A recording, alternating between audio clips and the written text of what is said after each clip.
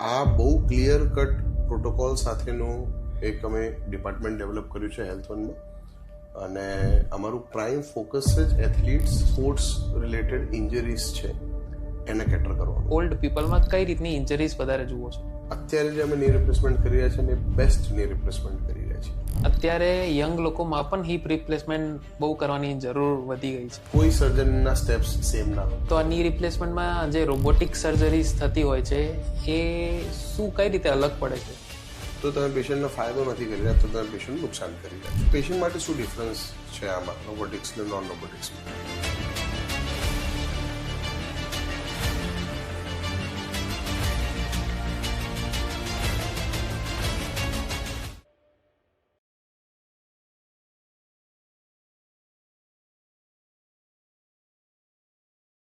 તમે ઘણીવાર જોયું છે કે શેફ બીજાની રેસ્ટોરન્ટમાં જઈને ખાતા હોય છે અને બાર્બર પણ ખુરશી પર બેસીને પોતાની હેરકટ કરાવતા હોય છે.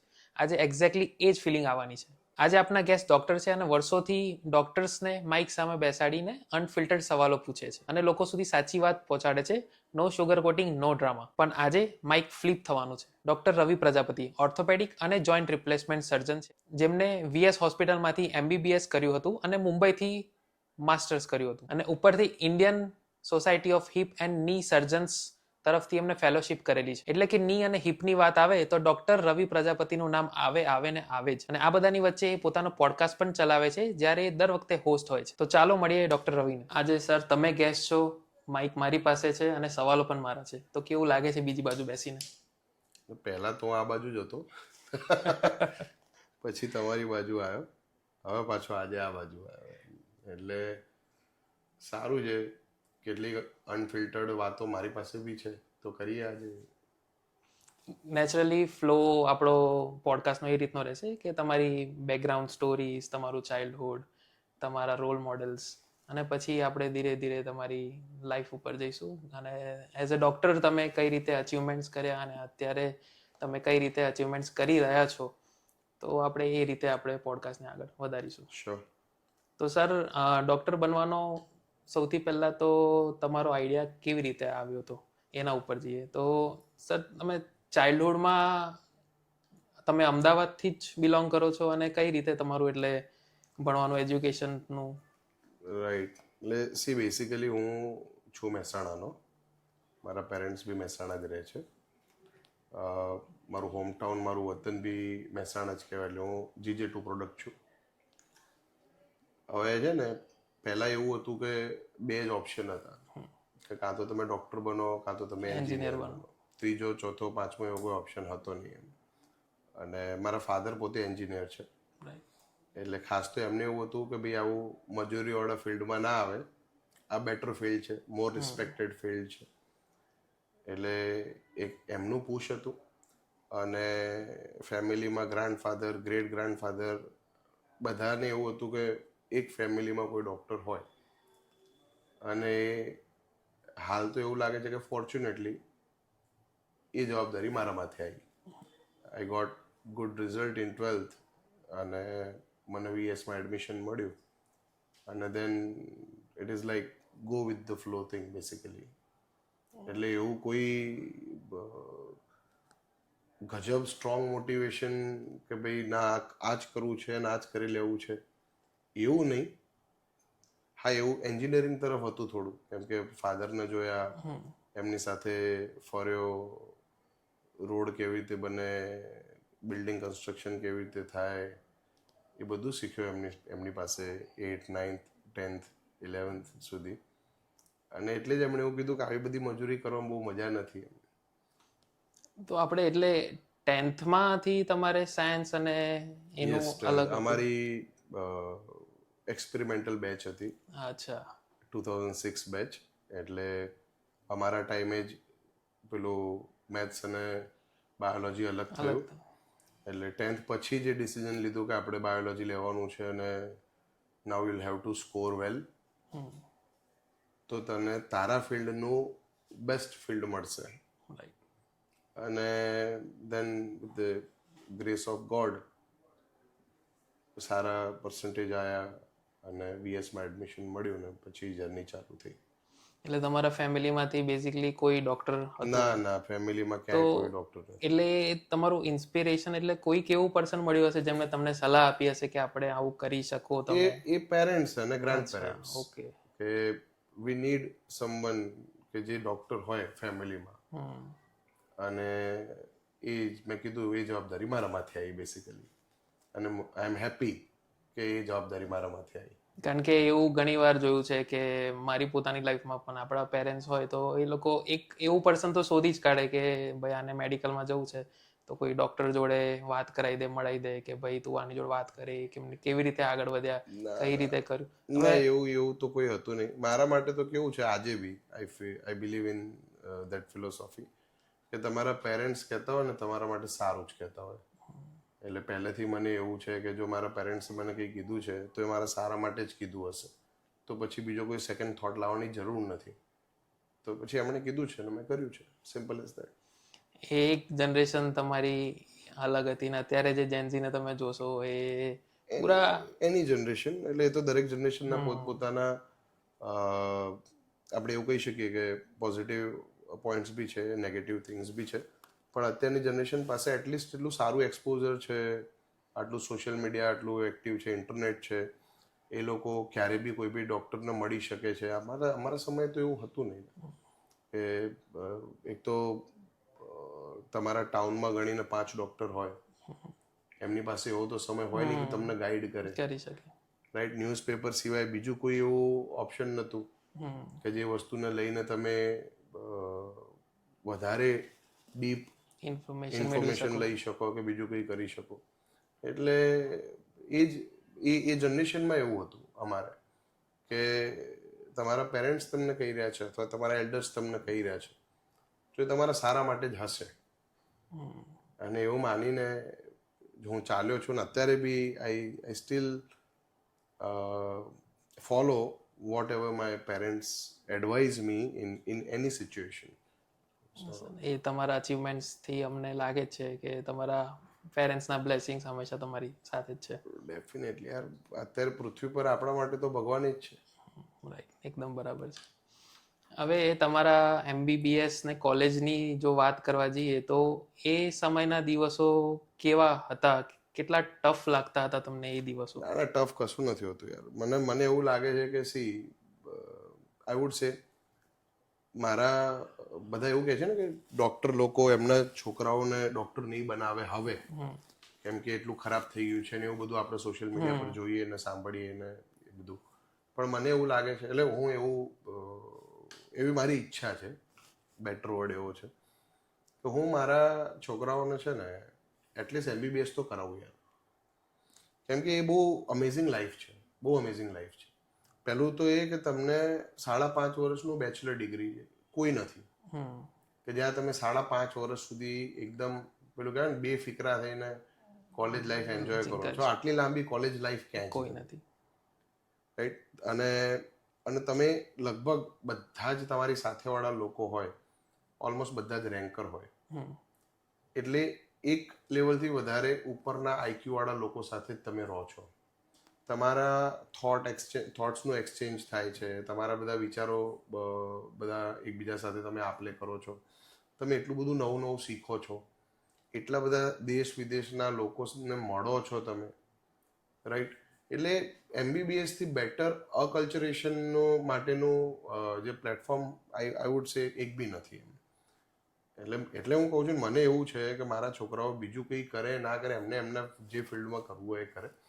પણ મને પર્સનલી એવું છે કે હું એમને કહું કે બેટા આ છે ને બહુ બેસ્ટ 5.5 વર્ષ હશે, એ કરી લો, એ કરીને પછી તમારે જે કરવું હોય એ કરો, મને વાંધો નહીં તમે ડૉક્ટર પ્રેક્ટિસ ના કરતા, પણ આમાં શીખવા બહુ મળે. એટલે MBBS કોઈ બી કોમ્પિટિટિવ ફિલ્ડ કહી લો કે કોઈ બી, જેમ કે IIT છે, IIM છે, રાઈટ, એ બધામાં એડમિશન મેળવવું અઘરું છે. સેમ MBBSમાં એડમિશન લેવું અઘરું છે. તો જ્યારે તમે લો છો તો પહેલું વર્ષ તો તમે એના હેંગઓવરમાં જ નીકળી જાય તમારે. કહો ફાઇનલી આપણે ક્રેક કરી લીધું ને હવે આપણે MBBSમાં આવી ગયા ને હવે આપણે ડૉક્ટર બનશું. એટલે પહેલું વર્ષ તો એમ જ જતું રહે, બીજું વર્ષ સબ્જેક્ટ સમજવામાં જતું રહે, ત્રીજું વર્ષ આવતા આવતા તમારી ફ્રેન્ડશિપ એટલી સરસ થઈ ગઈ હોય કે તમે એક અલગ જ મજાના માહોલમાં હોય. 4th યર આવે, તમે પીજીના પ્રેશરમાં આવી જાઓ એન્ડ દેન સ્ટાર્ટ રીડિંગ. અમારા ટાઈમ એવું, તમે 3rd યર 4th યરથી સ્ટાર્ટ કરતા હતા પીજીની પ્રિપરેશન. એન્ડ દેન ઇન્ટર્નશિપ તમને એકચ્યુઅલી તમને જો કોઈ ઘડતું હોય આખા એમબીબીએસના કોર્સમાં તો એ ઇન્ટર્નશિપ છે. એ 12 મહિનાની ઇન્ટર્નશિપમાં તમે જે અલગ અલગ ક્લિનિકલ પોસ્ટિંગ્સમાં જાઓ છો એમાં જ એકચ્યુઅલ મેડિસિન તમે શીખો છો. ત્યાં જ તમને ખબર પડે છે કે મારે ફ્યુચરમાં હવે પીજી શેમાં લેવું છે.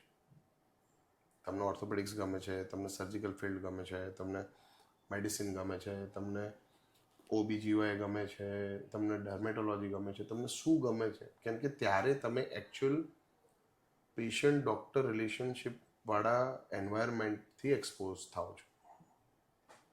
એટલે તમને કેવી રીતે વિચાર આવ્યો કે લાવ હું ઓર્થોપેડિક્સના ફિલ્ડમાં આગળ સેમ, જ્યારે હું ઇન્ટર્નશિપમાં હતો મારી first posting was in orthopaedics. એટલે ત્યારથી મને એવું લાગ્યું કે યાર આ બેસ્ટ વસ્તુ છે મારા માટે, બહુ સારું કામ છે. અમને ત્યાં કામ બી કરવા મળતું હતું. I was posted in LG, તો LG હોસ્પિટલમાં અમને બહુ જ કામ કરવા મળતું હતું. ને અમારા માટે ઇટ વોઝ લાઈક કે બેસ્ટ એક્સપિરિયન્સ તમે કહી શકો કે તમને ડાયરેક્ટ પેશન્ટ સાથે કમ્યુનિકેટ કરવા મળે છે, તમને ડાયરેક્ટ પેશન્ટને ટ્રીટ કરવા મળે છે, તમે પેશન્ટના સ્ટીચીસ લો છો, તમે એમના માટે બધી મહેનત કરો છો અને અલ્ટિમેટલી તમારું પેશન્ટ સરસ થઈને ઘરે જાય છે. સો આનાથી બેટર ફિલિંગ જ ના હોઈ શકે ને. એનાથી સારી ફિલિંગ શું હોઈ શકે? તમે જ ટાંકા લીધા છે, તમે જ ત્યાં આગળ કંઈક સ્ક્રૂ આપ્યો છે, હેલ્પ કરી છે સર્જનને, તમે ત્યાં આગળ સર્જનને આસિસ્ટ કરાયું છે. સો યુ ફીલ કે યસ આ મારું કામ છે, આમાં મારો કંઈક ફાળો છે. અને એ ફિલિંગથી પછી મને એવું થયું કે ઓર્થોપેડિક્સ મારી ફર્સ્ટ પ્રાયોરિટી છે. ઓર્થોપેડિક્સ નહીં તો હું એટલીસ્ટ સર્જિકલ ફિલ્ડમાં તો રહીશ જ. કેમ કે સર્જિકલ ફિલ્ડ મને એવું છે કે ભાઈ જે હું જોઈ શકું છું, જે હું કરેક્ટ કરી શકું છું અને મારા કંટ્રોલમાં છે પેશન્ટ, એવું ફિલ્ડ તો સૌથી પહેલું ઓર્થોપેડિક્સ અને પછી એની સર્જિકલ ફિલ્ડ કે જેમાં તમે જુઓ છો, તમે ટ્યુમર નીકાળો છો, તમે ફ્રેક્ચર ફિક્સ કરો છો, તમે બેબીને બહાર લાવો છો પેટમાંથી, રાઈટ? તો આ બધું તમે કરી રહ્યા છો. એટલે હું એવું નથી કહેતો કે મેડિસિન ઇઝ નોટ ગુડ કે એવું કંઈ નથી કહેતો, પણ બાકી કેવું છે કે તમારે દવા આપવાની છે, પછી જોવાનું છે કે આ દવાથી પેશન્ટને અસર થાય છે નથી થતી, કેવું એને દવાની ઇફેક્ટ કેવી આવે છે. You need to observe, then you change the medicine. કે તમને આ અસર નથી કરતી તો હવે તમારા માટે બીપી માટે કદાચ આ દવા વધારે અસર કરશે અને ઓલ ધીસ થિંગ્સ. એમાં શોર્ટ નથી. રાઈટ. આમાં જે સોલનું ફૂલફિલમેન્ટ યસ, થવું જોઈએ. 100%. આ થઈ ગયું, પતી ગયું. નાઉ યુ કેન વોક. તમે ચાલો બિંદાસ, તમને કંઈ નહીં થાય. સો આ કોન્ફિડન્સ મને આમાં મળતો હતો એટલે મેં ઓર્થોપેડિક્સ ચૂઝ કર્યું. રાઈટ. અને તમે જેમ કીધું કે તમે ઘૂંટણની ને હિપની વાત કરી, તો તમે એટલે ઘૂંટણ અને હિપ રિપ્લેસમેન્ટમાં તમે અમદાવાદમાં ના, હું તો કહું ઇન્ડિયામાં તમે જાણીતા છો, તો તમે એ લાઈન કઈ રીતે તમે એમાં આગળ વધ્યા? તો અમારા સોલા સિવિલમાં HOD હતા ડૉક્ટર સોમેશ સિંહ કરીને. તો doctor Somesh Singh sir, thank you, regularly knee replacement અને હિપ રિપ્લેસમેન્ટ બહુ જ સરસ કરે, બહુ જ સરસ, અમેઝિંગ. તો એમને જોઈને એવું થયું કે યાર આ બહુ ઓર્થોપેડિક્સમાં બી આ એક super speciality is a good thing કે જેમાં પેશન્ટ્સને બહુ જ સારું રિઝલ્ટ મળે છે, પેશન્ટ્સ ખુશ રહે છે. આફ્ટર સર્જરી પેશન્ટ ખુશ હોવા બહુ જરૂરી વસ્તુ છે. અને ત્યાં અમે સોલા સિવિલમાં જોયું, સરને આસિસ્ટ કરાયું, શીખ્યા સર પાસે. અને ફોર્ચ્યુનેટલી સેમ ટાઈમે Indian society of hip and knee સર્જન્સની ફેલોશિપ આઉટ થઈ અને સરે જ રિકમેન્ડ કર્યું હતું કે તું આ કરી લે. And then I join ISHKS fellowship. એ અમારું 1 વર્ષનું આખું સર્ટિફાઈડ પ્રોગ્રામ હતો ની રિપ્લેસમેન્ટ ને હિપ રિપ્લેસમેન્ટ માટેનો. And I learnt a lot during that 1 year. બહુ જ, મતલબ કે જો આ પોડકાસ્ટ જોતા હોય કોઈ ઓર્થોપેડિક સર્જન, તો હું તો એવું જ કહું કે Indian society of hip and knee સર્જન્સનું જે ફેલોશિપ પ્રોગ્રામ એ લોકોએ ડિઝાઇન કર્યું છે, that is one of the best in world કેમ કે 6 months તમને થિયરી લેક્ચર્સ શીખવાડે છે અને એ બી ઇન્ડિયાના ટોપ ની રિપ્લેસમેન્ટ હિપ રિપ્લેસમેન્ટ સર્જન્સ ટોપ. અને પછી તમારું 6 મહિનાનું ક્લિનિકલ પોસ્ટિંગ આવે જ્યાં તમને એ જે ઇન્ડિયાના ટોપ 20 ઓર્થોપેડિક આ જે જોઈન્ટ રિપ્લેસમેન્ટ સર્જન્સ છે એમના જ સેન્ટર પર તમને એનું પોસ્ટિંગ મળે and then you learn actual clinical surgical skills from the best of India for 6 months. એટલે એમના જ હાથ નીચે તમને બધું શીખવા મળે. Yes. અને એટલે 2017 માં મેં એ કર્યું અને then I came back to Ahmedabad and started my own practice. તમે ગવર્મેન્ટમાંથી પ્રાઇવેટ પ્રેક્ટિસમાં કઈ રીતે આવ્યા? સી બેસિકલી છે ને 2 પ્રકારના સર્જન હોય એવું મારું માનવું છે. એક એકેડેમિકલી બહુ સ્ટ્રોંગ હોય જે એક સારા ટીચર બની શકે, પ્રોફેસર બની શકે, રાઈટ. અને એક એકેડેમિકલી એટલા સ્ટ્રોંગ ના હોય જે હું છું. I am not that strong academically. એટલે મને પહેલેથી જ એવું હતું કે મારે પ્રાઇવેટ પ્રેક્ટિસ જ કરવી છે. મારી મરજીનો હું માલિક, મારી ઉપર કોઈ નહીં. અને બસ બાકી એવું કંઈ બીજો કોઈ એવો વિચાર હતો નહીં. આનાથી વધારે કોઈ બીજા ફેક્ટર્સ નહોતા કે પ્રાઇવેટ પ્રેક્ટિસ કેમ ના કરવી.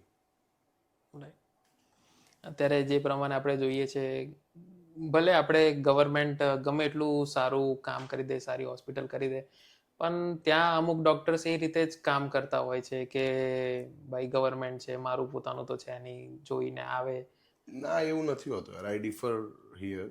બેસિકલી સી તમે જેટલા બી સારા સર્જન્સને મળશો ને બધા ultimately somewhere in their life time એમણે ગવર્મેન્ટમાં કામ કર્યું જ હશે. એકચ્યુઅલી ગવર્મેન્ટમાં તમે જેટલું કામ કરો છો એ જ તમને બેટર સર્જન બનાવે છે. ત્યાં જ તમે બેટર પ્રોટોકોલ શીખો છો. મારી હોસ્પિટલનું ઓપરેશન થિયેટર મેં સોલા સિવિલનું ઓપરેશન થિયેટર જોઈને જ ડિઝાઇન કર્યું છે. સોલા સિવિલનું operation theatre was one of the best in Gujarat. એ સમયે બધા જ ઇક્વિપમેન્ટ્સ જર્મની અને યુરોપિયન હતા. એટલે એવું નથી કે ગવર્મેન્ટમાં તમને સારા સર્જન ના મળે. હું તો ઉપરથી એનું તમને ઓપોઝિટ કહીશ કે ગવર્મેન્ટમાં કામ કરતા સર્જન સૌથી સારા હોય કેમ કે એમને એટલું બધું એક્સપોઝર હોય, બહુ જ એક્સપોઝર હોય. એવરી ડે 10, 12, 15 સર્જરી કરતા હોય એ બી અલગ અલગ. તો કેટલું એક્સપોઝર મળે એમને. એટલે એવું નથી. હા, અનફોર્ચ્યુનેટલી આપણું પોપ્યુલેશન એટલું બધું છે કે ગવર્મેન્ટ હોસ્પિટલ્સ આટલું બધું પોપ્યુલેશન કેટર કરી શકે એમ નથી. That is the solve thing. બાકી ગવર્મેન્ટ હોસ્પિટલમાં બેસ્ટ સર્જરી જ થાય છે. ગવર્મેન્ટ હોસ્પિટલમાં ક્યારેય કોઈ કોમ્પ્રોમાઇઝ નથી થતો. આ પૂછવા પાછળનું મેઇન રીઝન એ જ હતું કારણ કે ઘણા બધા લોકોના દિમાગમાં એવું જ ચાલતું હોય છે. જરાય નહીં. એટલે સી ઇન્ડિયામાં મેડિકલી કોઈ બી જગ્યાએ એ કોઈ બી ગવર્મેન્ટ હોસ્પિટલ કેમ ના હોય, કોઈ બી ખૂણાની એકદમ છેલ્લા ગામની કોઈ બી જગ્યાએ પ્રોટોકોલ વગર કામ નથી થતું.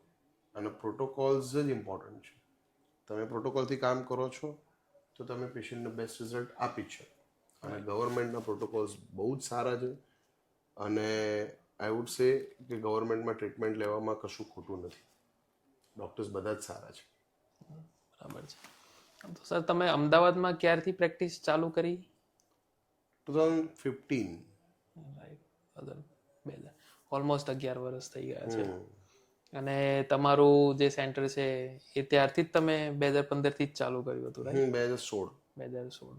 પછી દેન આઈ જોઈન્ડ હેલ્થ વન મેં જોઈન કર્યું 2017 જ્યારે હેલ્થ વન ચાલુ થયું. રાઈટ. ત્યારથી ધીસ 2 સેન્ટર્સ લગભગ 10 વર્ષ થઈ ગયા બંનેને ઓલમોસ્ટ. 10 વર્ષથી તમે અત્યારે હેલ્થ વનમાં પણ જોડાયેલા છો. યસ. અમદાવાદની આપણે વાત કરીએ તો અમદાવાદમાં આજકાલ હર જગ્યાએ અને ગવર્મેન્ટ પણ કોમનવેલ્થ ગેમની આપણે તૈયારી કરી જ રહ્યું છે, હમ તો અમદાવાદમાં સ્પોર્ટ્સ કલ્ચર કેવું છે?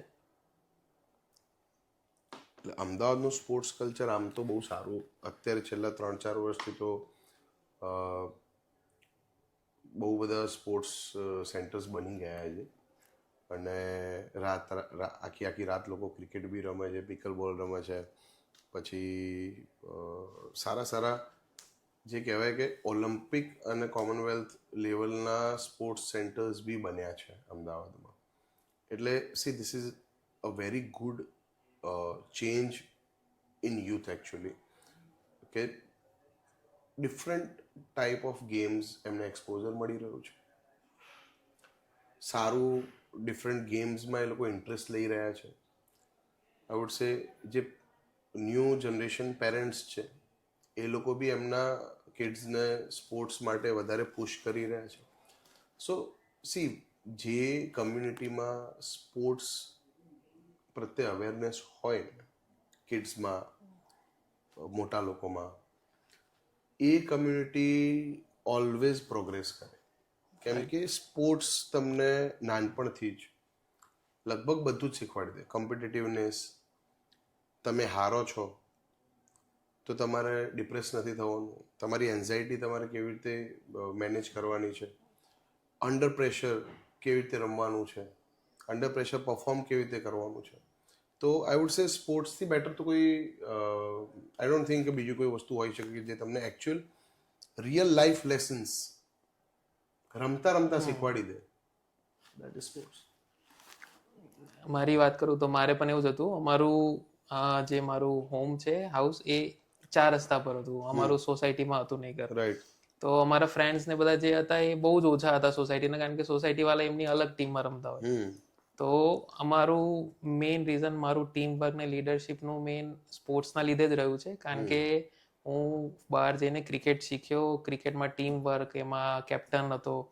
એ રીતે જે સ્પોર્ટ્સમાં હું આગળ આવ્યો ને જે રીતે બોલતા શીખ્યો, ઇન્ટ્રોવર્ટમાંથી એક્સ્ટ્રોવર્ટ થયો હતો એ સ્પોર્ટ્સના લીધે. Definitely sports helps you a lot. મતલબ લાઈફમાં તમને ઘણું બધું શીખવા મળે. એકચ્યુઅલ તમે લાઈફ લેસન્સ બેસ્ટ શીખી શકો તો એ સ્પોર્ટ્સ છે. એની સ્પોર્ટ્સ આઈ વુડ સે. એવું કોઈ પર્ટિક્યુલર સ્પોર્ટ્સની વાત નથી. તમે કોઈ બી સ્પોર્ટ્સ રમો, તમે એનાથી ઘણું બધું તમારું લાઈફ બેટર કરી શકો છો. ફિઝિકલ ફિટનેસ તો અલગ વસ્તુ રહી, તમે મેન્ટલી બહુ ટ્રેન થઈ જાઓ છો સ્પોર્ટ્સથી. ડેફિનેટલી. તો તમારે એમાં કઈ રીતે તમે કહી શકો? આપણે ક્રિકેટ્સ તો બધા જ રમતા હોય છે ક્રિકેટ, પણ લોકો કેવું હોય છે કે લોકો જોઈને ટીવી ઉપર ક્રિકેટરોને જોઈને ખાલી રમવા માંડે. હું જ્યારે શરૂઆતમાં નાનો હતો ત્યારે મેં એવી રીતે જ ચાલુ કર્યું હતું અને મને ઇન્જરીઝ બી ઘણી થઈ છે. પણ જ્યારે હું કોઈ ટ્રેન કોચ પાસે ગયો તો એમને મને એ રીતે ટેક્ટિક શીખવાડી કે આ રીતે કરશો તો તમને ઇન્જરીઝ ઓછી થશે. તો તમારું એ પ્રમાણે શું કહેવું છે કે સી ટ્રેનિંગ પ્રોપર વેમાં લેવી તો બહુ જ જરૂરી છે. તમે યુટ્યુબ જોઈને, તમે કોઈ એપ્લિકેશન ફોલો કરીને, કે તમે જાતે ક્યારેય ટ્રેનિંગ ના લઈ શકો. અને ગુરુ શિષ્યવાળું કલ્ચર એ બહુ જ ઇમ્પોર્ટન્ટ વસ્તુ છે. એ તમે કોઈ બી ફિલ્ડ હોય. અમે એઝ અ સર્જન ખાલી ચોપડી વાંચીને સારી સર્જરી કરતા ના થઈ શકીએ. We need a mentor, right? તો એ મેન્ટોર સ્પોર્ટ્સમાં બી જોઈએ. અને તમારે બેસિકલી કેવું છે કે સ્પોર્ટ્સમાં 2 એસ્પેક્ટ આવે. એક છે ટ્રેનિંગ અને સેકન્ડ છે ઇન્જરીઝ. ટ્રેનિંગ પાર્ટ માટે કોચિસ છે, ઇન્જરી પાર્ટ માટે ડૉક્ટર્સ છે. હવે અમે અત્યારે એક વસ્તુ પર કામ કરી રહ્યા છીએ કે પ્રિવેન્ટિવ મેજર્સ, કે તમારી ટ્રેનિંગમાં જ અમે એ પાર્ટને ઇન્વોલ્વ કરી દઈએ કે તમે આટલી વસ્તુઓ ફોલો કરો તો એટલીસ્ટ તમારા ઇન્જરી થવાના ચાન્સીસ બહુ ઓછા થઈ જશે. અને એ કેવું છે કે એ ગ્રોસ ના હોય, કે બધા માટે સેમ એવું ના હોય. Every person, each and every, મતલબ ઇન્ડિવિજ્યુઅલ એથ્લીટ, બધાની પોતાની મસલ સ્ટ્રેન્થ, પોતાની ફ્લેક્સિબિલિટી, રાઈટ, એમની લાઈફસ્ટાઈલ, ઓવરઓલ બધું જ અલગ અલગ હોય, રાઈટ? હવે આપણે ખાલી હાથની જ વાત કરીએ તો કોઈના ફ્લેક્સર મસલ સ્ટ્રોંગ હોય, કોઈના એક્સટેન્સર સ્ટ્રોંગ હોય, કોઈને ટેનિસ એલ્બો થયું હોય, કોઈને ગોલ્ફર્સ એલ્બો થયું હોય, રાઈટ? કોઈને ACL સ્પ્રેન થઈ ગયું છે. હવે કોઈ બી ઇન્જરી છે તો એવું જરૂર નથી કે દરેક ઇન્જરીની ટ્રીટમેન્ટ સર્જરી જ હોય. એટલે અમારું અત્યારનું જે ફોકસ છે ને એ એવું છે કે we want to focus on a preventive measures. Right. કે તમે ફોર એક્ઝામ્પલ તમે કોઈ એક પર્ટિક્યુલર સ્પોર્ટ્સમાં છો જે રેકેટ સ્પોર્ટ છે, રાઈટ? તો રેકેટ સ્પોર્ટ્સમાં કોર બહુ ઇમ્પોર્ટન્ટ છે.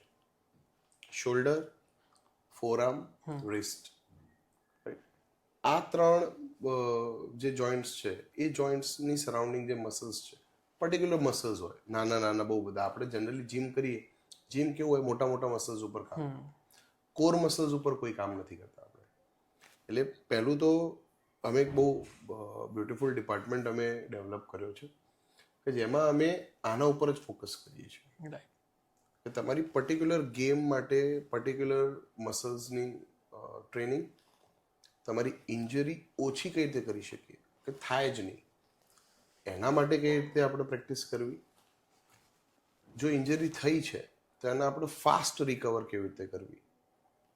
બીજો ઇમ્પોર્ટન્ટ આસ્પેક્ટ એવો છે કે ઇન કેસ તમને ઇન્જરી થઈ છે તો એ ઇન્જરીની ટાઈમલી ટ્રીટમેન્ટ, રાઈટ? દરેક ઇન્જરીની ટ્રીટમેન્ટ સર્જિકલ ના હોય. એક નોન સર્જિકલ ટ્રીટમેન્ટ હોય, એક સર્જિકલ ટ્રીટમેન્ટ હોય. સર્જિકલ ટ્રીટમેન્ટની જરૂર હોય પણ તમે નોન સર્જિકલી એને ખેંચે રાખો તો પછી તમે એમાંથી એ રિહેબમાં તમને બહુ જ સમય લાગી જાય. બીજી વસ્તુ, જો ખરેખર સર્જરી ઇન્ડિકેટેડ છે તો તમે દુનિયાભરના મેજર્સ લઈ લો, તમે સર્જરી વગર એ ઇન્જરીમાંથી બહાર આવી જ નથી શકતા. ઓકે. એટલે આ બહુ ક્લિયર કટ પ્રોટોકોલ સાથેનું એક અમે ડિપાર્ટમેન્ટ ડેવલપ કર્યું છે હેલ્થ વનમાં.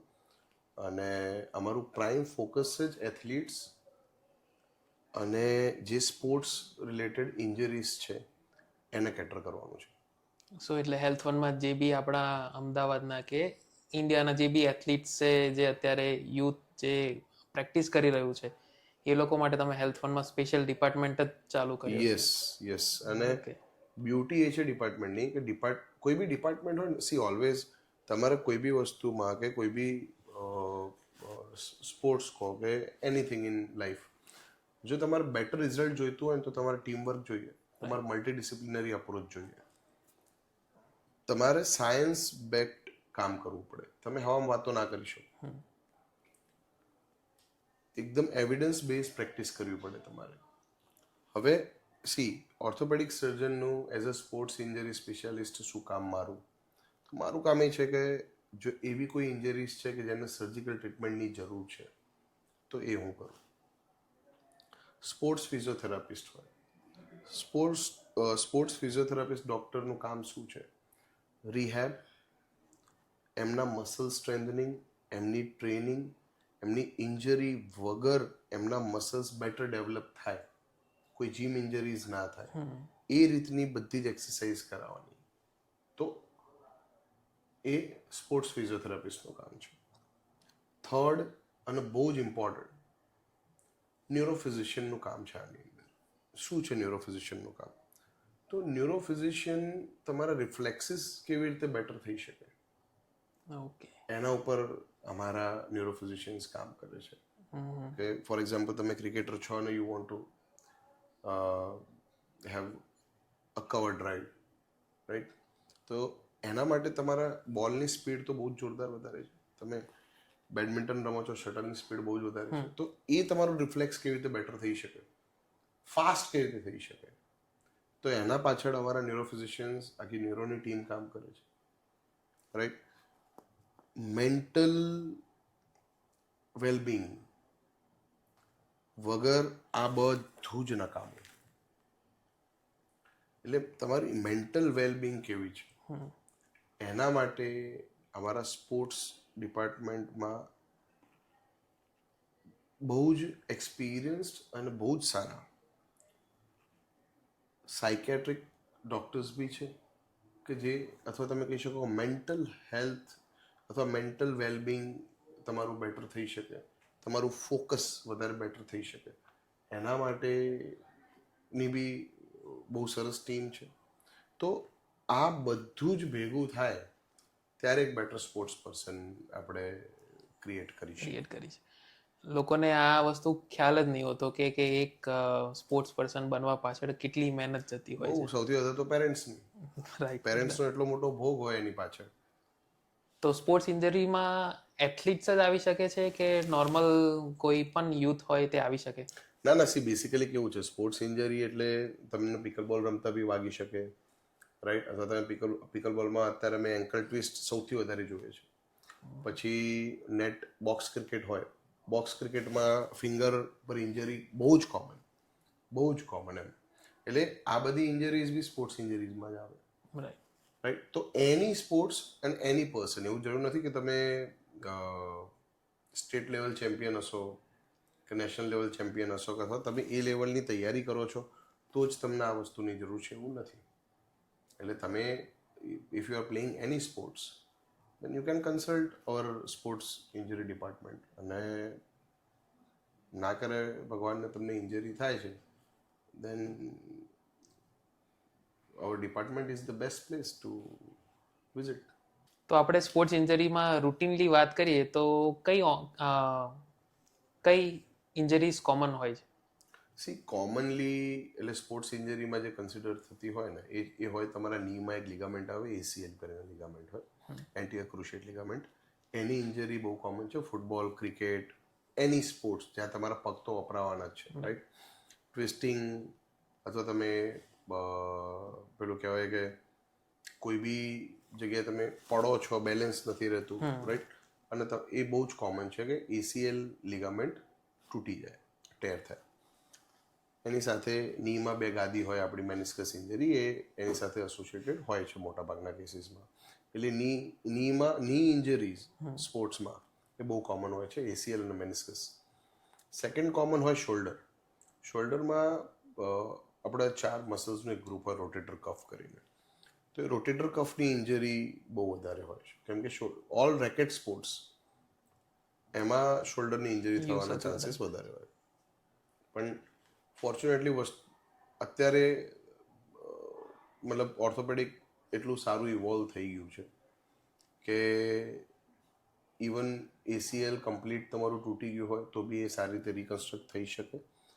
તમે વિધિન 5 to 6 months પાછા તમારા સ્પોર્ટ્સ રૂટીનમાં જઈ શકો. Same with shoulder. શોલ્ડરમાં બી તમને કોઈ બી ઇન્જરી થઈ હોય તો 99% ઓફ ઇન્જરીઝ આર ટ્રીટેબલ. એટલે એવું ટેન્શનવાળું કે સ્ટ્રેસ લેવા જેવું કશું છે નહીં. બસ એક જ વસ્તુ છે કે ટાઈમલી ટ્રીટમેન્ટ મળવી અને રાઈટ પ્લેસ ઉપર રાઈટ ટાઈમે ટ્રીટમેન્ટ મળે, દેટ ઇઝ મોર ઇમ્પોર્ટન્ટ. કોઈ બી સ્પોર્ટ્સ પર્સનનું એક ખરાબ સપનું કહો કે એ જ હોય છે કે ફિયર એ જ હોય છે કે કોઈ ઇન્જરી થશે ને એનું સ્પોર્ટ ત્યાં અટકી જશે. ના, એવું નથી હોતું. બહુ થિંગ્સ આર ચેન્જ નાઉ. લગભગ બધી જ સ્પોર્ટ્સ ઇન્જરી ટ્રીટેબલ છે અને સારી રીતે, અને તમે તમારા પાછા સ્પોર્ટ્સ કરિયરમાં ફરીથી 100% તમારી સ્ટ્રેન્થ સાથે જઈ શકો છો. એટલે એવો કંઈ વાંધો નથી. તો આ તો વાત થઈ આપણે યંગ લોકોની અને સ્પોર્ટ્સ ઇન્જરીઝની. તો તમે ઘરડા લોકોમાં, ઓલ્ડ પીપલમાં કઈ રીતની ઇન્જરીઝ વધારે જુઓ છો? સી ઓલ્ડ પીપલમાં કેવું છે, તમે ઇન્જરીઝની વાત કરો તો બાથરૂમ ફોલ્સ એ સૌથી વધારે કોમન છે. કે જનરલી કેવું હોય છે કે ઓલ્ડ એજમાં છે ને એલ્ડર્સને એવું થાય કે મારે ઘરે કોઈને હેરાન નથી કરવા, અને ઘરે હેરાન નહીં કરવાની વાતમાં એકચ્યુઅલી વધારે હેરાન કરી દે છે બધા. એટલે આ હું લગભગ રોજ જોઉં છું. અમારા જેટલા બી old age patients hip fracture લઈને આવે એમાંથી 98% લોકો રાત્રે બાથરૂમમાં જ પડ્યા હોય. કેમ કે રાત્રે 2-3 વાગે એમને વોશરૂમ જવું હોય. હવે એમને એવું થાય કે રાત્રે 2-3 વાગે ક્યાં કોઈને ઉઠાડું, અંધારું હોય, બાથરૂમ ભીનું હોય ફ્લોર, અને લપસી પડ્યા હોય. અને એક once you cross 55 or 60, right, તમે પડો ને એટલે તમારા હિપનો બોલ તૂટી જવાના ચાન્સીસ બહુ જ વધારે થઈ જાય, બહુ જ વધારે. અને અનફોર્ચ્યુનેટલી જો આપણને ટાઈમલી ટ્રીટમેન્ટ ના મળે તો એમાં હિપ રિપ્લેસમેન્ટ જ કરવું પડે છે. રાઈટ. બીજો કોઈ ઓપ્શન નથી બચતો. એટલે એલ્ડર્સમાં તમે કહો તો આઈ વુડ સે કે હિપ ફ્રેક્ચર્સ સૌથી વધારે અમે જોઈએ છે, અને એ મોસ્ટલી બાથરૂમ ફોલ્સ જ હોય છે. એટલે આ હું બહુ જ બધી જગ્યાએ કહું છું, તમારા ટોકમાં ફરીથી કહી દઉં છું કે આપણા ઘરમાં કોઈ બી 55 ઓર 60 ક્રોસ કરેલો વડીલ હોય તો બધા જ બાથરૂમમાં એન્ટી સ્લીપરી મેટ લગાવી જ દેવાની. બીજું, કમોડ હેન્ડલ્સ આવે, કમોડ હેન્ડલ્સ લગાવી દેવાના, જેથી એ પકડીને ઊભા થઈ શકે, રાઈટ. અને બાથરૂમ શક્ય હોય ત્યાં સુધી ભીના નહીં રાખવાના. એટલે આ બહુ જ ઇમ્પોર્ટન્ટ વસ્તુ છે, કેમ કે તમે જેટલું બચવાનો પ્રયત્ન બચાવશો એ જ સારું છે. એટલે આ પ્રિવેન્શન માટેના મેજર્સ આ છે કે આપણે લેવા જોઈએ ઘરે. આટલું ધ્યાન રાખવું જોઈએ. આટલું ધ્યાન તો 100% રાખવું જોઈએ. તો ઘરડા લોકોમાં પણ અત્યારે યંગ લોકોમાં પણ હિપ રિપ્લેસમેન્ટ બહુ કરવાની જરૂર વધી ગઈ છે, એવું કેમ થઈ રહ્યું છે? સી એ કેવું છે કે એ પોસ્ટ કોવિડ એ સિનેરિયો વધી ગયો કે કોરોના પછી લોકોને ડ્યુરિંગ કોરોના જેટલા બી લોકોને કોરોના થયું હતું, કોવિડ થયું હતું, તો કોવિડની ટ્રીટમેન્ટમાં સ્ટીરોઇડ્સ આપવા પડ્યા, કેમ કે એ વખતે જીવ બચાવવો બહુ જરૂરી હતો. કોવિડની ટ્રીટમેન્ટમાં સ્ટીરોઇડ્સ આપ્યા, સ્ટીરોઇડની સાઈડ ઇફેક્ટ થઈ. એ સાઈડ ઇફેક્ટ એવી થઈ કે તમારા હિપના ગોળામાં જે લોહી લઈ જતી નસો હોય એ નસો બ્લોક થઈ ગઈ. એ નસો બ્લોક થઈ જાય એટલે ત્યાંનું જે હિપનું જે નોર્મલ બોન સ્ટ્રક્ચર છે એ મરી જાય. હવે એ મરી જાય એને એવીએન કહેવાય, avascular necrosis of hip. એ પોસ્ટ કોવિડ બહુ વધી ગયું. હવે અનફોર્ચ્યુનેટલી પ્રોબ્લેમ એવો છે કે એનું ડાયગ્નોસિસ થતાં જ એ લગભગ ગ્રેડ 2 ક્રોસ કરી દે છે અને કોલેપ્સ થઈ જાય છે. તો જો આપણે એને ટાઈમલી ડાયગ્નોસ કરીએ ને તો દેર આર ચાન્સીસ કે 70% ચાન્સીસ છે, હું તો એવું કહીશ કે 70 to 80% ચાન્સીસ છે કે જો ટાઈમલી આપણે એને ડાયગ્નોસ કરીએ અને ટાઈમલી એને ટ્રીટમેન્ટ આપીએ તો હિપ રિપ્લેસમેન્ટથી બચી શકાય. આપણે જે લક્ષણો કહી શકાય, તો આજે આપણી ઓડિયન્સને એ પણ કહી દઈએ કે લક્ષણો શું હશે. સી એના લક્ષણો કેવા હોય કે તમને હિપમાં પેઇન થાય, પણ હિપનું પેઇન તમને ખબર જ ના પડે તમને હિપમાં દુખાય છે કે બેકમાં દુખાય છે કે થાઇઝમાં દુખાય છે. અને સમટાઈમ્સ એ પેઇન નીમાં બી રેડિએટ થતું હોય, ની પેઇન બી થતું હોય.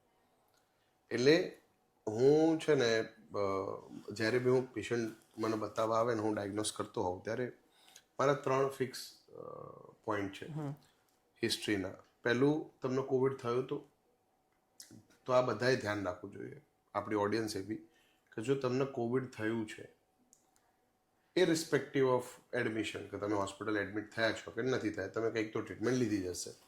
ઓકે, તમને કોવિડ થયું છે, કોવિડ થયા પછી અથવા તમને આલ્કોહોલ કે સ્મોકિંગની હેબિટ છે અને તમને બેકમાં પેઇન થાય છે, હિપમાં પેઇન થાય છે કે નીમાં પેઇન થાય છે, રાઈટ. તો એક તમારા ભલા માટે કહું છું કે એક MRI કરાવી દો, spine with both the hips. એમાં ડિલે ના કરશો, કેમ કે એક્સરેમાં આના લક્ષણો બહુ જ મોડા દેખાય. એટલે તમે એક્સરે કરાવશો, એક્સરે એકદમ નોર્મલ આવશે, તમે પેઇન કિલર લેશો, પાછા 2 મહિના ખેંચશો અને એ પીરિયડમાં તમારો એ ગોળો કોલેપ્સ થઈ જશે. અને એકવાર કોલેપ્સ થઈ જશે પછી હિપ રિપ્લેસમેન્ટ જ એની ટ્રીટમેન્ટ છે. હિપ રિપ્લેસમેન્ટ છે, બીજી કોઈ ટ્રીટમેન્ટ નથી. એકવાર કોલેપ્સ થઈ ગયું પછી આપણે એને ના બચાવી શકીએ. જો આપણે એને ગ્રેડ 1, સ્ટેજ 1, સ્ટેજ 2 કોલેપ્સ પહેલાં જો આપણે એને અર્લી એને ડાયગ્નોસ કરીએ છીએ તો આપણા ઇન્ડિયાના જ ડૉક્ટર છે, ડૉક્ટર અગરવાલા કરીને બોમ્બેમાં, એમણે જ એક રેજિમ બનાવ્યું છે જેનો 20 years ડેટા છે આપણી પાસે, કે એ દવા તમે આપો છો એવી એમના પેશન્ટ્સને તો 70 to 80% ચાન્સીસ છે કે તમારી હિપ રિપ્લેસમેન્ટની જરૂર નથી પડતી, મટી જાય છે. તો ટાઈમલી ડાયગ્નોસ થવું જરૂરી છે. સૌથી ઇમ્પોર્ટન્ટ પોઈન્ટ જ એ છે કે રાઈટ ટાઈમે ડાયગ્નોસ થઈ જાય. તો એ તો આજે આ માધ્યમથી આપણે બધા લોકોને કહેવા માંગીશ કે જો તમને આવું કંઈ પણ થઈ રહ્યું હોય તો તમે અર્લી MRI કરાવો, અને સરે જે રીતે કીધું એ રીતે તમે કરાવો. ડેફિનેટલી યંગ પેશન્ટ છે કોઈ, મતલબ યંગ ચેમ્પ છે કોઈ, એને બેક પેઇન થાય છે કે હિપ પેઇન થાય છે કે ની પેઇન થાય છે, રાઈટ, સૌથી પહેલું કામ કરો, હિપનો MRI કરાવી દો. એટલે એક વસ્તુ ક્લિયર થઈ જાય મગજમાંથી, બાકી બધું મેનેજેબલ છે. રાઈટ, આમાં બહુ મેજર સર્જરી આવશે જો આવશે તો. હા બરાબર છે. તમારો એક વિડીયો જોયો હતો, આપણા સેલિબ્રિટી ડોક્ટર છે ડોક્ટર ઇમરાન, એમનું પણ હિપ રિપ્લેસમેન્ટ તમે કર્યું છે. હા, એને હવે તો લગભગ વર્ષ ઉપર થઈ, 1.5 વર્ષ થઈ ગયું. એને બી સેમ જ વસ્તુ હતી અને આ જ રીતના એના સાઇન્સ અને સિમ્ટમ્સ હોય.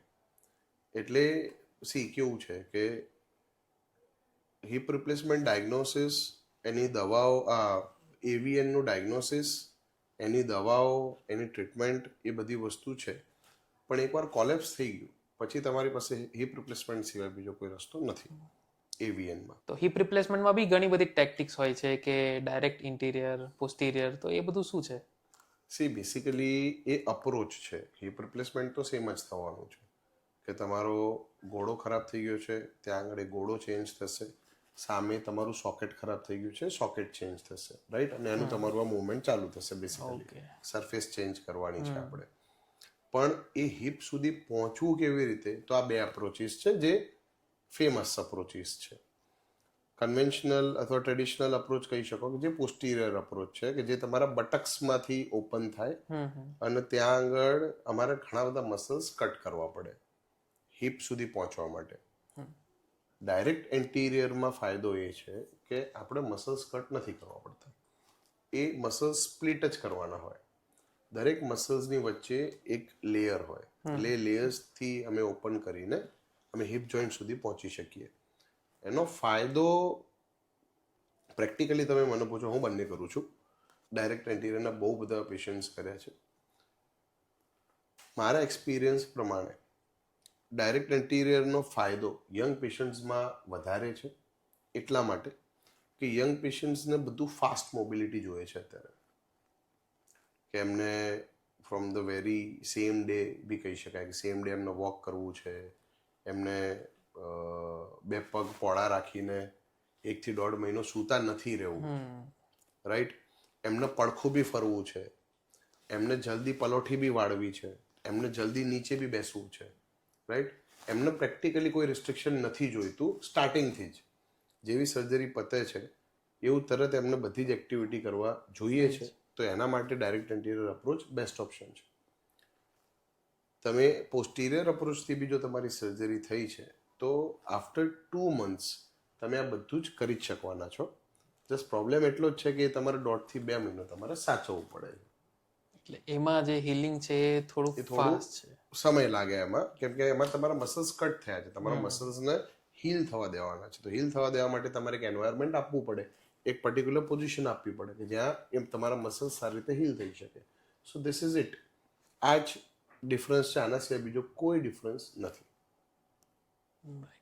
એટલે એન્ટિરિયરમાં તમે ફાસ્ટ રિકવરી કહી શકો, રાઈટ, ફાસ્ટ રૂટીન એક્ટિવિટીઝ તમે ચાલુ કરો છો એવું તમે કહી શકો. બાકી કોઈ અપ્રોચ બીજા અપ્રોચથી બેટર છે એવું નથી. અને ટૂંકમાં હિપ રિપ્લેસમેન્ટ તો કરાવવાનું છે, આ એની ખાલી ટેકનિક્સ છે અલગ અલગ. યસ, એના અપ્રોચીસ છે, હિપ સુધી પહોંચવાની ટેકનિક છે. યસ. અને અત્યારે જે વર્ડ સોશિયલ મીડિયા પર બહુ ફેમસ થઈ રહ્યો છે, મેનિસ્કસ રિપ્લેસમેન્ટ, તો એ શું છે સર? મેનિસ્કસ એ નીનું એક પાર્ટ છે, જેવું મેં તમને કીધું હમણાં કે નીમાં 3 મેઇન સ્ટ્રક્ચર હોય, એન્ટિરિયર ક્રુશિયેટ લિગામેન્ટ અને બંને સાઈડના મેનિસ્કસ. મેનિસ્કસનું કામ હોય જર્ક એબ્ઝોર્બ કરવાનું. હવે મેનિસ્કસ રિપ્લેસમેન્ટ થેરાપી અથવા મેનિસ્કસ રિપ્લેસમેન્ટ પ્રોસિજર જેવી કોઈ પ્રેક્ટિકલી કોઈ પ્રોસિજર નથી. હવે આ વર્ડ તો એવું કહે છે કે તમે મેનિસ્કસને ચેન્જ કરો છો અને તમે નવું મેનિસ્કસ નાખો છો, એટલે એવું નથી થતું હતું એની અંદર. એને તો કદાચ હજુ 10 વર્ષ લાગશે એ જે સાયન્સને ઇવોલ્વ થવામાં. પણ એ જે વસ્તુ છે ને એને આપણે અહીંયા માઇક્રોપ્લાસ્ટિક કહીએ છીએ, સિમ્પલ ભાષામાં પાર્શિયલ ની રિપ્લેસમેન્ટ કહીએ છીએ, રાઈટ? એ મેનિસ્કસ રિપ્લેસમેન્ટ પ્રોસિજર, માઇક્રોપ્લાસ્ટી, પાર્શિયલ ની રિપ્લેસમેન્ટ, આ બધું સેમ છે. બસ કોઈ એને આમ કહે છે ને કોઈ એને આમ કહે છે, પણ it is a beautiful procedure. એનો ફાયદો એક જ છે કે તમારે તમારો આખો ઘૂંટણ નથી બદલવો પડતો. તમને બીજા 15 વર્ષનું એડેડ એક્સટેન્શન મળી જાય છે. ની રિપ્લેસમેન્ટ તમે ખેંચી શકો છો. હવે તમે તમારી ફોર એક્ઝામ્પલ માની લો કે તમારી એજ છે 45. 45ની એજમાં તમને નીનો ઘસારો ચાલુ થઈ ગયો, તમારું મેનિસ્કસ ખરાબ થઈ ગયું, હવે એ રિપેર થાય એમ જ નથી, રાઈટ? બાકી અમારી ફર્સ્ટ પ્રાયોરિટી એવી જ હોય કે અમે મેનિસ્કસને રિપેર કરીએ, રાઈટ? પણ એ રિપેરેબલ છે જ નહીં, તો શું કરવું? તો કે તમને પેન સાથે તો જીવવાની મજા ના આવે.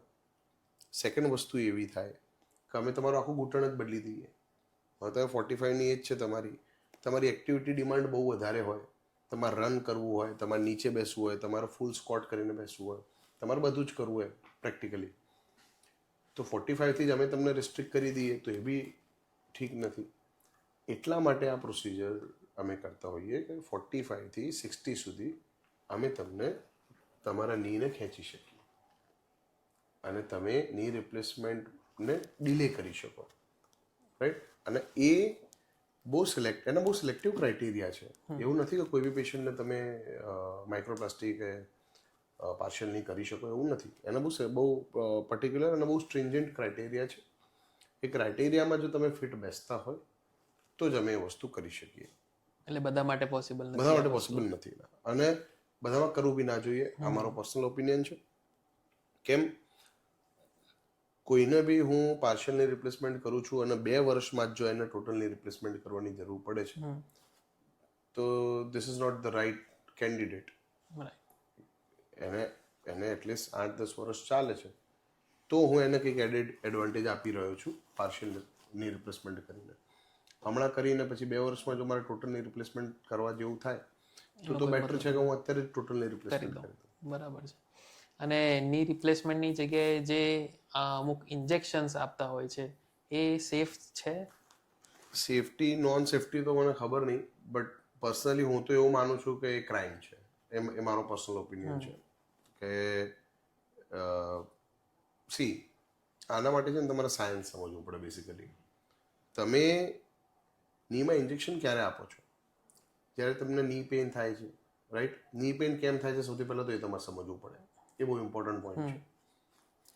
તમને ની પેઇન થાય છે ઘસારાના લીધે, એમાં જ મોસ્ટલી આ લોકો સ્ટીરોઇડ ઇન્જેક્શન, જે ઇન્જેક્શન આપતા એમાં 2 પ્રકારના ઇન્જેક્શન હોય. એક હોય સ્ટીરોઇડ અને એક હોય વિસ્કસ મટીરિયલ. તમે કહી શકો કે ચીકણો પદાર્થ, ગ્રીસ નાખે છે ટૂંકમાં. હવે સ્ટીરોઇડ, વી ઓલ નો કે સ્ટીરોઇડનું કામ છે કે એ તમારા સેન્સેશન મારી નાખશે, કે તમારું જે અંદર જે બી કંઈ છે બધું ખરાબ કરી નાખશે અને તમારું ટૂંકમાં ડિસેન્સિટાઇઝ કરી દેશે, એટલે તમારું પેઇન જતું રહેશે. પણ એ ટ્રીટ નથી કરતું, એ સોલ્યુશન નથી. એ તમને ખાલી 2 મહિનાનું, 4 મહિનાનું, 6 મહિનાનું કે વર્ષનું તમને કદાચ એક ડિલે કરે તમારી પ્રોસિજરને, તમારું પેન ઓછું કરી શકે. સેકન્ડ આવે છે આ વિસ્કસ મટીરિયલ.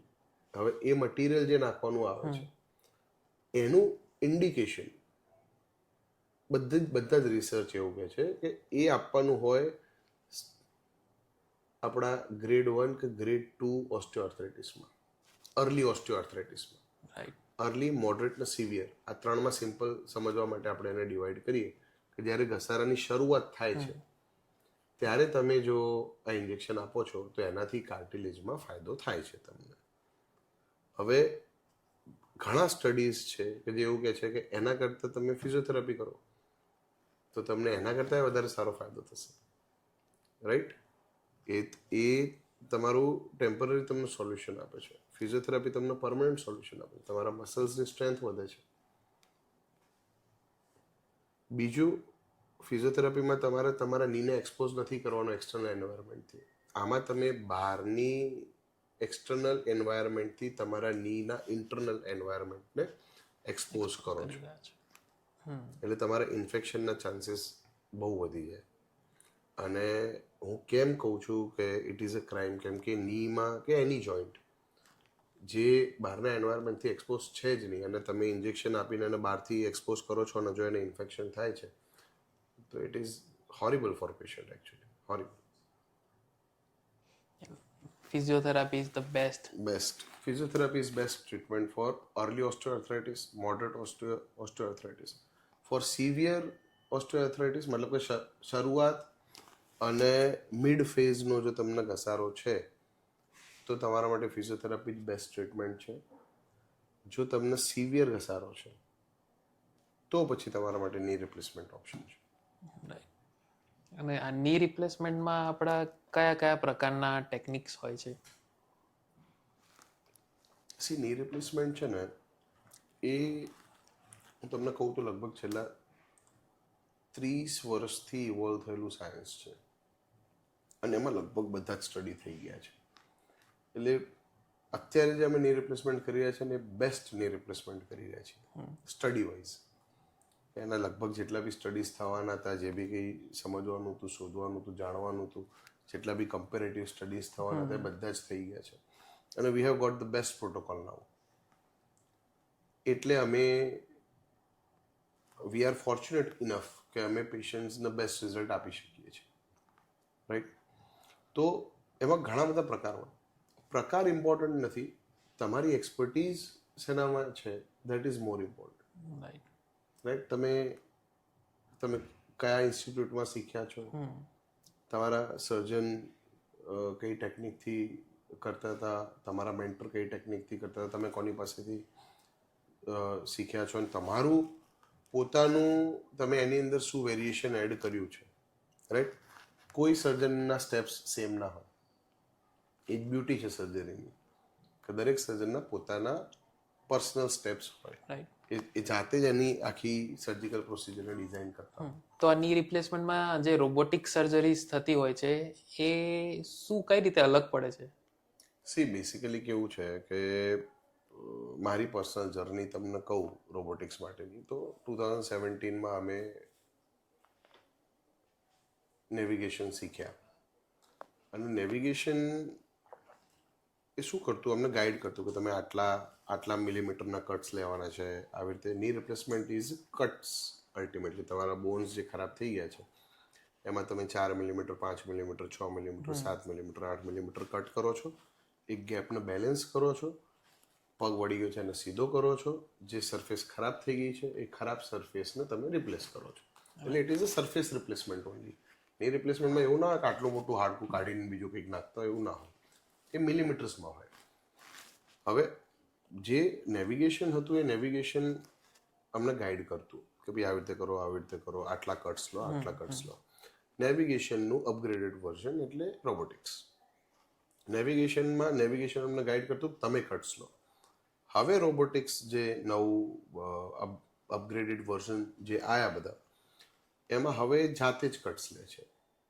હવે એમાં ઊંધું થઈ ગયું કે અમે રોબોટને એવું કહીએ છીએ કે અહીંયા 8 મિલીમીટર લેવાનું છે, અહીંયા 7 મિલીમીટર લેવાનું છે, as per CT scan, as per the radiological image, પેશન્ટની જેવી ડિફેક્ટ છે, પેશન્ટની જેવી ડિફોર્મિટી છે, જેવો પ્રોબ્લેમ છે, એ રીતે અમે એને ગાઈડ કરીએ, સેટ કરીએ, અને અમે એને રોબોટને એવું કહીએ કે now you can take the cuts. એટલે રોબોટ પોતે સર્જરી કરે એવું તો ક્યારે થવાનું નથી, રાઈટ? હવે ફાયદો અને નુકસાન એની વાત કરીએ તો રોબોટિક્સમાં ફાયદા વધારે છે જો એનો એક પ્રોપર લર્નિંગ કર્વ તમે સમજેલા હોય.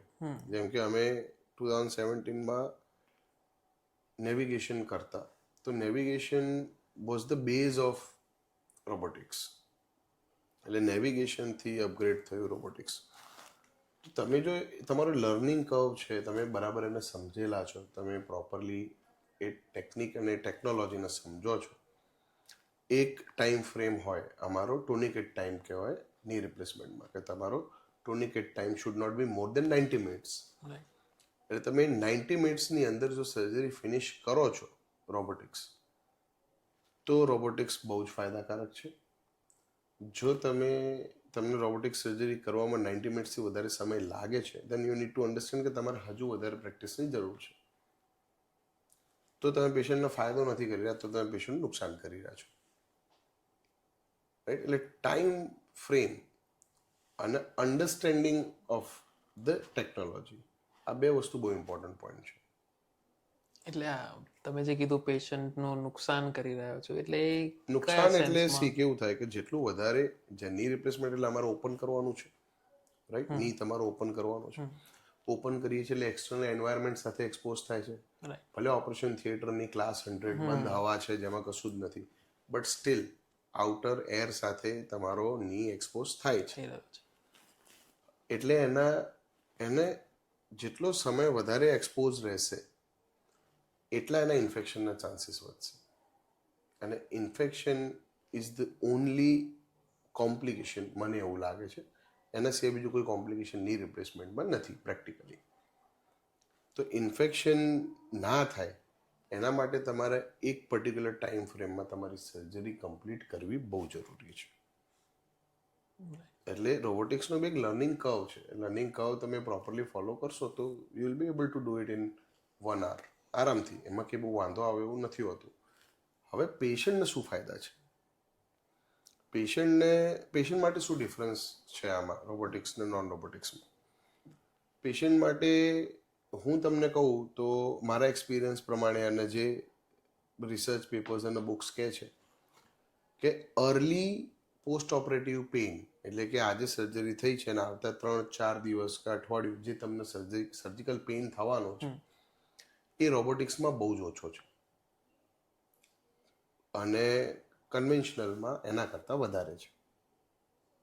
નોન રોબોટિક્સમાં રોબોટિક્સ કરતાં પેઇન થોડું વધારે છે. સેકન્ડ, અર્લી મોબિલાઇઝેશન, કે તમારા કટ્સ એટલા પ્રિસાઇઝલી લીધા છે કે તમારા મસલ્સને અમારે બહુ વધારે ડિસ્ટર્બ કરવાનું નથી આવતું. એટલે તમારા મસલ્સનું ઓવરઓલ સોફ્ટ ટિશ્યુ રિસ્પેક્ટ વધારે મેન્ટેન થાય છે. તમારા મસલ્સનું ઓછું ડિસ્ટર્બન્સ આવે છે. એટલે તમે જલ્દી મૂવમેન્ટ ને બધું ચાલુ કરી શકો. આ બે સૌથી ઇમ્પોર્ટન્ટ પોઈન્ટ્સ છે રોબોટિક્સના ફાયદા. આ બે નોન રોબોટિક્સમાં અને રોબોટિક્સમાં તમે 1.5 મહિના પછી કે મતલબ આફ્ટર 4 to 6 weeks તમે પૂછો તો there is no significant difference. જે ફાયદો છે એ અર્લી એડવાન્ટેજ બહુ બધા છે રોબોટિક્સના. પણ 2 મહિના પછી તમે એમ કહો કે આ રોબોટિકમાં કર્યું છે ને નોન રોબોટિકમાં કર્યું છે, કોઈ જ ફરક નથી. અને આપણે નોન રોબોટિકમાં જોવા જઈએ તો એમાં બી સેમ ટાઈમ ફ્રેમ હોય સર્જરી વખતે? યસ, બરાબર. એટલે અમારી ટ્રેનિંગ જ એવી રીતે થવી જોઈએ કે અમે એ ટાઈમ ફ્રેમમાં સર્જરી પતાવી દઈએ. સિમ્પલ. એટલે પછી રોબોટ હોય કે ના હોય. હવે પેશન્ટની વાત કરીએ તો તમારી જોડે એવો કોઈ બનાવ બન્યો છે અનયુઝ્યુઅલ પેશન્ટ્સનો, જેવો નોર્મલી ડોક્ટર્સ જોડે થતું રહેતું હોય છે? એવું તો ઘણું બધું થતું હોય, ઘણું બધું. એમ એક પેશન્ટ હતું જેને 11 ફ્રેક્ચર થયા હતા. એક પેશન્ટને અમે 6 ઇંચ હાડકું ગ્રો કર્યું. એને બોન લોસ થઈ ગયો હતો, થાઈ બોનમાં બોન લોસ થઈ ગયો હતો 5 ઇંચનો. અને એને બહુ હિંમત બતાવી અને વી કુડ ગ્રો હિઝ બોન. અને 5 થી 5.5 ઇંચ અમે ગ્રો કર્યું અને હી ઇઝ ડુઈંગ ફેન્ટાસ્ટિક નાઉ. બહુ સરસ એનું રિકવરી છે. ઘણા બધા આવા બધા મતલબ કદાચ હજારોમાં પેશન્ટ હશે આવા તો. પણ પર્ટિક્યુલરલી અત્યારે ની રિપ્લેસમેન્ટની વાત ચાલે છે ને તો એક મને પેશન્ટ હંમેશા આવા સમયે બહુ યાદ આવે કે એ patient, she was quite young, she was 52. એના હસબન્ડ આવ્યા હતા કે અમને નીમાં તકલીફ છે, સિવિયર ઓસ્ટિયોઆર્થરાઇટિસ હતું. એમને ની રિપ્લેસમેન્ટની અમે એડવાઇસ કરી. Patient was not we can say કે મેન્ટલી કદાચ રેડી નહીં હોય, પણ એના હસબન્ડના પ્રેશરમાં શી ગોટ રેડી કે હા કરાવી દઈએ, તમે કહો છો તો કરાવી દઈએ. અને આ વાત છે ન્યુરો1ની. જ્યારે અમે ન્યુરો1 હતી આપણે ગુરુદ્વારા પાસે, એ સમયની વાત છે, 2018 આઈ ગેસ, 18 યસ. તો ઓપરેશન થિયેટરમાં લીધું, આપણા એનેસ્થેટિસિયમને એનેસ્થેશિયા આપ્યું, સ્પાઇનલ એનેસ્થેશિયા આપ્યું, બંને પગ બહેરા થઈ ગયા. એના પછી પેશન્ટ પેનિક થઈ ગયો કે મારે સર્જરી નથી કરાવવી. એટલે હું કેયુરભાઈ, મારા પાર્ટનર છે ડૉક્ટર નેવિલ, સોરી, એટલે હું એ ટાઈમે ડૉક્ટર કેયુરભાઈ, મારા પાર્ટનર છે ડૉક્ટર નેવિલ, આ બધા ચા જ પીતા હતા. કોઈ પેશન્ટ રેડી થાય એટલે જઈએ ઓપરેશન થિયેટરમાં.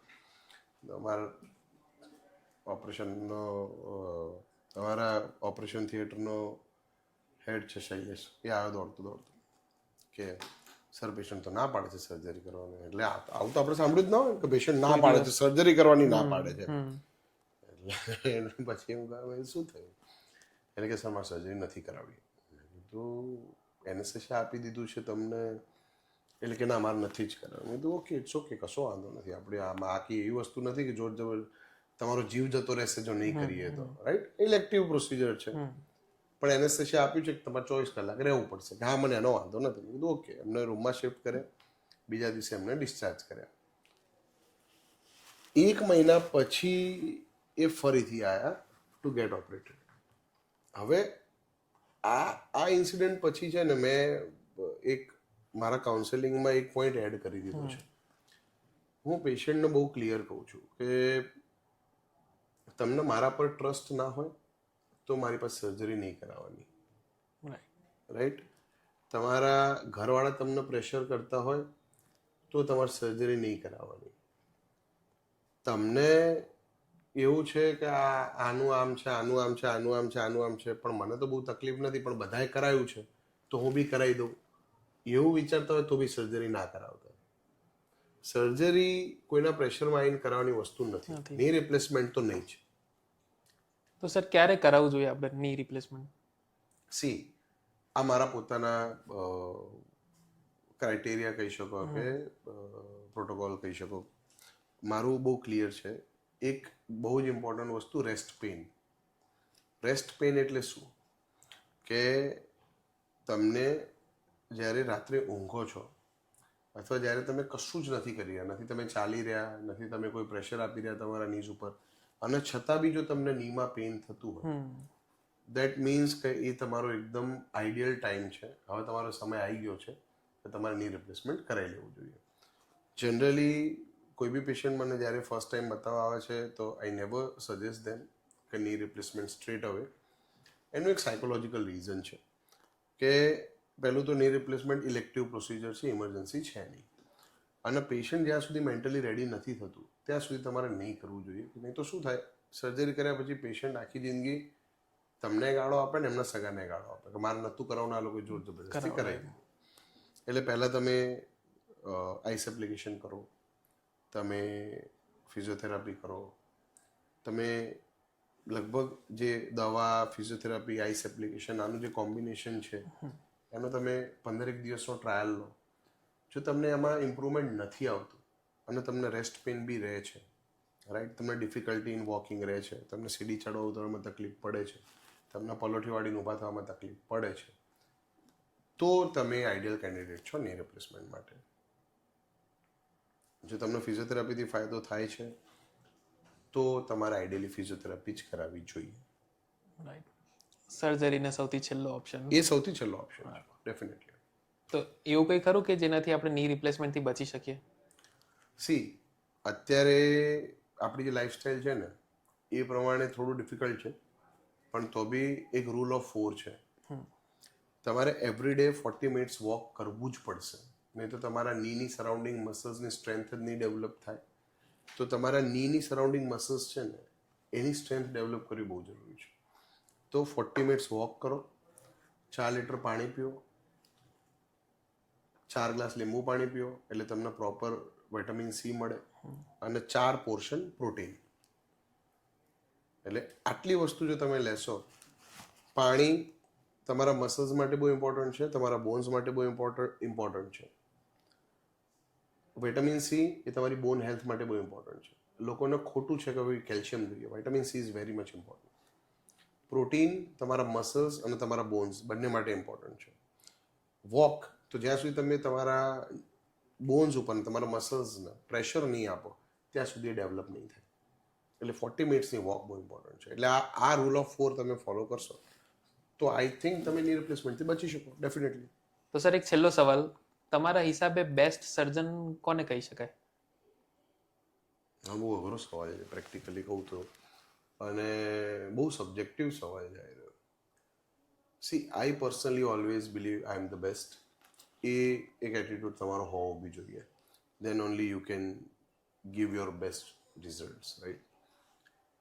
પણ સી તમે અમારા ઓપરેશન થિયેટરમાં આવો, આમાં છે ને બહુ બધા મેજર્સ તમે કહી શકો કે અથવા તો બહુ બધા ફેક્ટર્સ આમાં તમારે ઇન્ક્લુડ કરવા પડે. હવે બેસ્ટ સર્જન તમે કઈ રીતે કહો છો? બેસ્ટ સર્જન પેશન્ટ તરફથી, બેસ્ટ સર્જન હોસ્પિટલના સ્ટાફ કહે છે, કે બેસ્ટ સર્જન એનેસ્થેટિસ્ટ કહે છે, બેસ્ટ સર્જન તમારા કલીગ્સ કહે છે, કે બેસ્ટ સર્જન સોસાયટી કહે છે? એટલે સી દરેકની સર્જન પ્રત્યેની એક્સપેક્ટેશન્સ બહુ અલગ હોય. હવે તમે એનેસ્થેટિસ્ટના પોઈન્ટથી જુઓ તો એને એવું હોય કે ભાઈ આ સર્જરી ચાલુ કરે છે, ટાઈમ ટુ ટાઈમ ચાલુ કરે છે, ફટાફટ પતાવી દે છે, મને જલ્દી ફ્રી કરે છે, તો બેસ્ટ સર્જન છે, રાઈટ? તમે ઓપરેશન થિયેટરના અમારો જે સ્ટાફ છે, તમે એના પ્રોસ્પેક્ટિવથી જુઓ તો એવું જુઓ કે સાહેબ મને બહુ બોલતા નથી, હું ભૂલો કરું છું તો બી મને પેલું કહેવાય કે મને કોઈ ડર, આમ હું ભૂલો કરું છું તો બી મને ધમકાવતા નથી, રાઈટ? ફટાફટ સર્જરી પૂરી કરી દે છે અને અમને જલ્દી ફ્રી કરી દે છે. તો એ એના માટે બેસ્ટ સર્જન થયો. પેશન્ટને કેવું હોય કે મારે જે સાંભળવું છે એ બોલે છે, તો એ ડૉક્ટર સારો કે એ સર્જન સારો, રાઈટ? તો એવું એક ફ્રેમ આની બનાવવી થોડી ડિફિકલ્ટ છે. હું પર્સનલી મારી જાતને ઇવેલ્યુએટ કઈ રીતે કરું છું તો હું પેશન્ટ્સથી કરું છું કે મારા પેશન્ટ્સ કેટલા ખુશ છે, રાઈટ? મારે એક્સરે બેસ્ટ આપવાનો નથી. મારો એક્સરે બેસ્ટ હશે પણ પેશન્ટને રિઝલ્ટ જ સારું નહીં હોય, એનો પગ જ નહીં વળતો હોય તો શું મતલબ? મારે રિઝલ્ટ ઓરિએન્ટેડ સર્જન બનવાનું છે. તો જો હું બેસ્ટ રિઝલ્ટ્સ ડિલિવર કરું છું ટુ ધી પેશન્ટ, રાઈટ, તો આઈ થિંક હું બેસ્ટ સર્જન છું. જો હું બુક પિક્ચર્સ એક્સરે ક્રિએટ કરું છું, જો હું અને પછી ખબર નહીં પેશન્ટનું શું થાય છે, તો આ મારો પર્સનલ ઓપિનિયન છે, તો હું બેસ્ટ સર્જન નથી. હું બેસ્ટ છું કે નહીં એ મારા પેશન્ટ્સના પોસ્ટ ઓપરેટિવ રિકવરી જ ડિસાઈડ કરે. અને એટલે જ પેશન્ટને હું બહુ ક્લિયર સમજાવતો બી હોઉં છું કે ઓપરેશન કોઈ બી પેઇન ફ્રી નથી હોતું. ઓપરેશન પછી પેઇન થવાનું જ છે. એટલે ક્યાંય બી તમે એવું વાંચો છો કે પેઇન ફ્રી સર્જરી, તો એ બધી ફાલતુ વાતો નહીં પડવાનું, રાઈટ? એટલે પેશન્ટને પૂરું નોલેજ આપવું, પેશન્ટને દરેક વસ્તુનો આઈડિયા હોવો, પેશન્ટ સાથે ટ્રાન્સપરન્સી બધી જ વસ્તુની હોય, રાઈટ? ઇન કેસ કોઈ કોમ્પ્લિકેશન થાય છે તો એ કોમ્પ્લિકેશન કે તમે કેવી રીતે ટેકલ કરો છો, આ બધા જ ફેક્ટર તમે જ્યારે સારી રીતે મેનેજ કરો ત્યારે તમે એક બેસ્ટ સર્જન બનો છો. તો સર તમારી આ વાતોથી હું એ કહી શકું કે તમારા જે પ્રમાણેના વિચાર છે, તમારું જે પ્રમાણે રિઝલ્ટ ઓરિએન્ટેડ તમારું જે કામ છે, એના લીધે તમે આજે અમદાવાદના વન ઓફ ધ બેસ્ટ સર્જન છો. Thank you so much. I would take it as a compliment. Obviously sir. Thank you sir, thank you. આજે જે તમે ટાઈમ કાઢીને આવ્યા અને આપણે જે પ્રમાણેની વાતો કરીને ઓડિયન્સને પણ ઘણું બધું જાણવા મળ્યું, શીખવા મળ્યું. તો થેન્ક યુ સર, તમે આટલો ટાઈમ કાઢીને આવ્યા. Thank you thank you very much. Hope મેં કંઈક તો સારું જાણકારીવાળું કંઈક ઇન્ટરેસ્ટિંગ આપ્યું હશે અને મને બહુ મજા આવી તમારી સાથે વાત કરવાની આ બધું નોલેજ શેરિંગ સેશનમાં. Thank you so much. Thank you sir.